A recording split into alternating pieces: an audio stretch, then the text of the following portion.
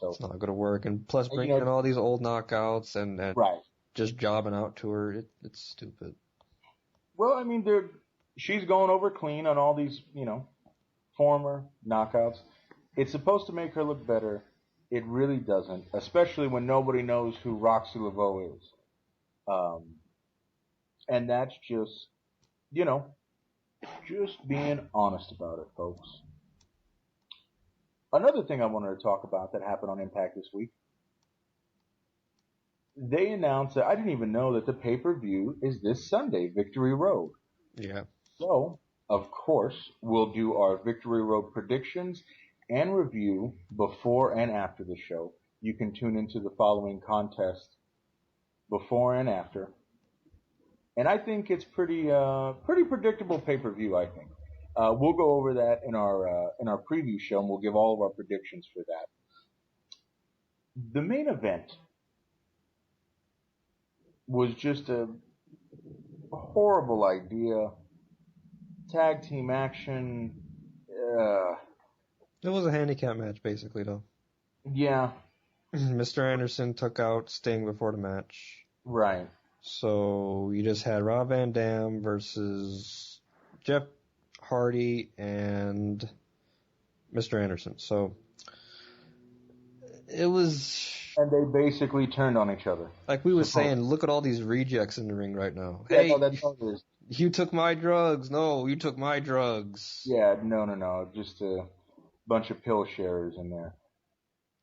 The one thing I did want to talk about was not the main event. It was not... They're trying to boost Madison Rayne.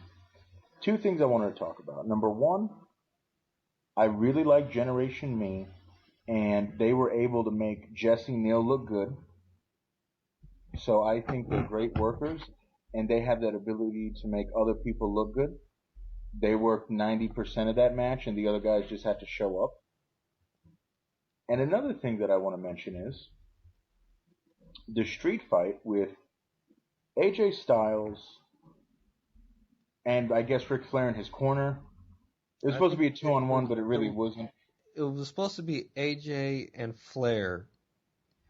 That was the match, but Matt Hardy was just involved because Ric Flair can't really do a lot.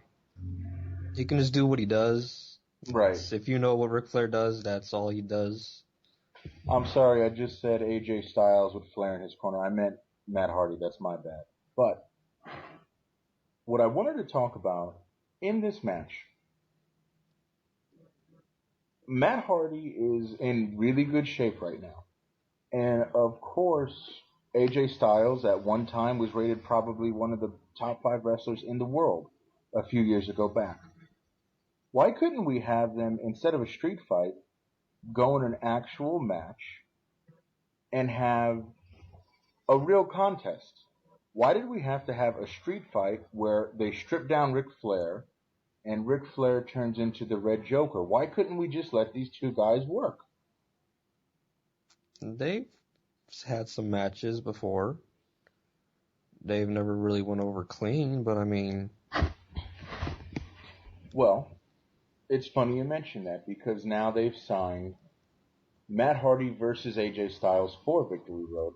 And I would actually like to see that match just because these are two guys. We were talking about this. We said that AJ Styles was definitely a better wrestler than Matt Hardy. But Matt Hardy has based most of his career on letting the other guy look good. So that's why I really am interested in seeing this. What are your opinions? I think AJ Styles is a better wrestler than Matt Hardy. I think, honestly, this match isn't going to do much. It's not. Whoever goes over, it's not going to help anybody, honestly. I don't know why we can't see these two feud over, I don't know, the television belt. Well, because Abyss has got that, and he's murdered right now, so... Oh, right. Abyss is dead. I'm sorry, I forgot. But see, this is something that doesn't make sense, and I know it's just talking shit, but Rob Van Dam got stripped of the belt. Why can't Abyss? Why can't they have a tournament for that belt? Well, but Abyss is dead. Rob Van Dam was just severely disfigured So, by this, actually. so does it matter? So Wait a minute. Abyss is in the ground right now, but they buried him with the belt? Do you understand that this is karma? Well, no, because they said Jeff Hardy did it to Rob Van Dam. It wasn't Abyss. Oh, I thought it was with No, Janice. no, it was Jeff Hardy. That's why Rob Van Dam hated Jeff Hardy so much because he was the one who did it to him. I thought it was Abyss this whole time. And Abyss, I guess, just took the heat for it. Bless his dead heart. I, these two guys are talented. They can work with each other. I don't think we should be throwing Ric Flair to Blade himself. He's just bothering them. He's getting in the way of what could be a pretty decent feud, I think. But do you expect less from an overpaid wrestler that doesn't No, either? no, I don't. And I see your point, but I just think that it could be a pretty decent feud with a few good matches, and it might go over a few pay-per-views. It could be like a really big grudge match. But, you're not going to see it because Ric Flair is in the picture and it's TNA. And that's just what I wanted to talk about. That was the biggest thing about this Impact was the street fight. Why couldn't it have been a normal one-on-one contest? Maybe, okay, fine, if it did end in a DQ, that would make more sense for it to get finished at the pay-per-view now. You understand what I'm saying? Yeah, but it's TNA. If they don't have a gimmick in one of their matches, it's not right. So Yeah, I think they did it backwards. It should have ended in a street fight at the pay-per-view. well, again, like the Bubba Ray thing, they're gonna fight. Right, Well, right. And that's going to be a regular one-on-one contest in the ring. it's just again TNA putting pay-per-view matches on TV that could go great on pay-per-view, but they get away on free TV.